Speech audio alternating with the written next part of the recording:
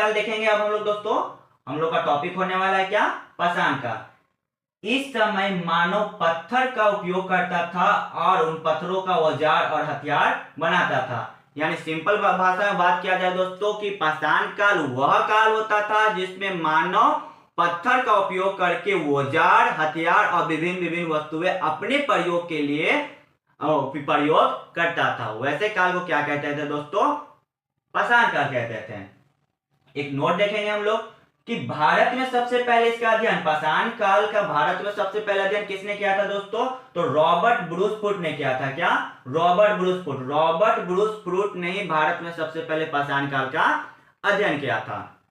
एक और नोट के माध्यम से हम लोग समझेंगे कि भारतीय पुरातत्व के जनक, यानी भारतीय पुरातत्व विभाग के जनक कौन कहलाते हैं?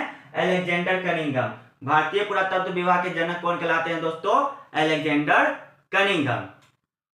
आशा करता हूं दोस्तों ये समझ में आया होगा कि प्रागैतिहासिक वैसे इतिहास को कहते हैं जिसमें पुरातात्विक स्रोत भी मिले हैं लेकिन लिखित स्रोत नहीं मिले हैं।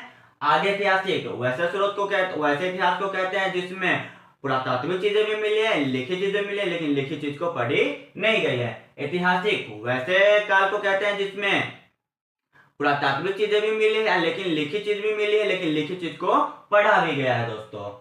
अब समझते पाषाण काल। अभी हम लोगों ने देखा कि जब पाषाण काल यानी पत्थर का युग, जब मानव अपने प्रयोग में पत्थर का उपयोग करके औजार, हथियार बनाता तो उसे पाषाण काल कहते थे दोस्तों।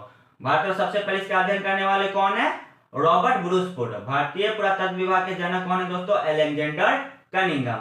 पाषाण काल को हम लोग और बेहतरीन ढंग से और आगे समझते हैं दोस्तों। आइए शुरू करते हैं। पाषाण काल को 3 भागों में बांटा है। पाषाण काल को कितने भागों में बांटा गया है? पाषाण काल को 3 भागों में बांटा गया है। पूरा पाषाण काल, मध्य पाषाण काल, नव पाषाण काल। पाषाण काल को कितने भागों में बांटा गया है? पूरा पाषाण काल, मध्य पाषाण काल, नव पाषाण काल। तीनों को बारी बारी से हम लोग यहाँ पर समझेंगे। पहले समझते हैं हम लोग पाषाण काल। क्या दोस्तों? पाषाण काल।